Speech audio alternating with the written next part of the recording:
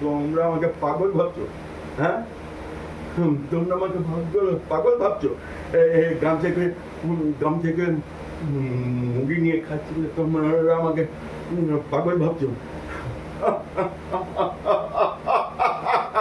আমি পাগল নই, আমি পাগল নই, আমি পাগল নই, আমি আমি আমি পাগল সেজেছি, আমি পাগল সেজেছি। কেন কেন সেজেছি? কেন সেজেছি জানতে চেয়েছো?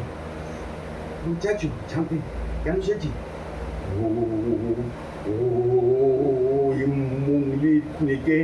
মুঙ্গলির খুনিকে ধরবো বলে, মুঙ্গলির খুনিকে আমি ধরবো বলে আমি আমি পাগল সেজেছি। আমি পাগল নয়, আমি পাগল নয়।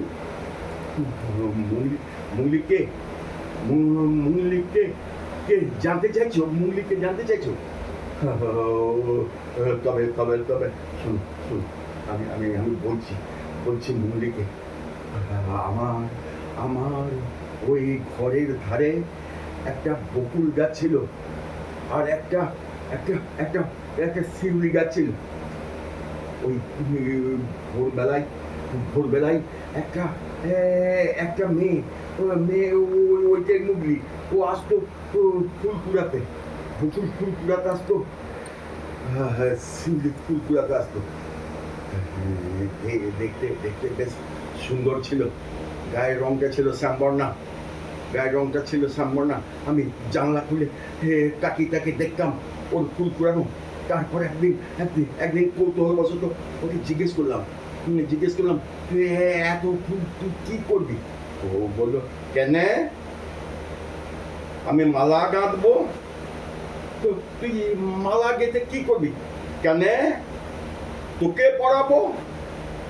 আমি আমি অবাক হয়ে গেলাম। মনটা আমার একটু গদগদ হয়ে গেল, আমি বললাম, মুন্ডি, তোর শরীরটা, তোর চেহারাটাও না ওই ফুলের পাড়া সুন্দর। আমারও খুব ভালো লাগে রে, আমারও খুব ভালো লাগে। তারপর থেকেই মুঙ্গলির সাথে আমার আলাপ। তারপর ও প্রতিদিন আসতো ফুল তুলে নিয়ে যেত, আমার সঙ্গে কথা বলতো, গল্প করতো, তারপর বাড়ি যেত। এভাবেই চলতে থাকে। বেশ কয়েক মাস চলার পর হঠাৎ মুঙ্গলি একদিন বলল,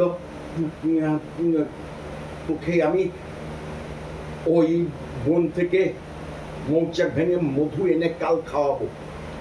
আমি বললাম, না না না না না, মৌচাক ভাঙতে যাস না, মধু আনতে যাস না।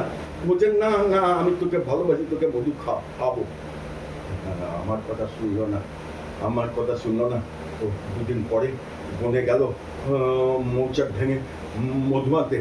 কিন্তু কিন্তু কিন্তু কিন্তু মধু ভাঙার আগে ওকে তিনটে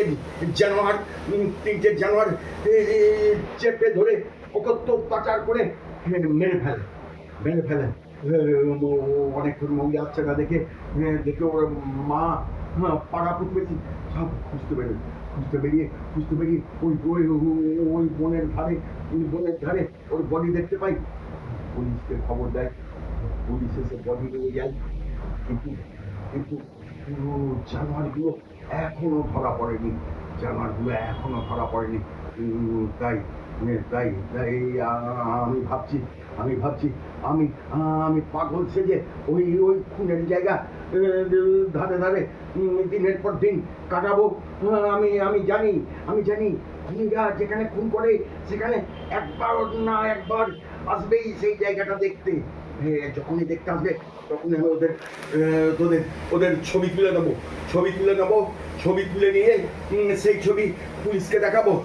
পুলিশ দেখে যদি ওদের ধরতে পারে জেরা করবে, তখন সব পেরিয়ে যাবে।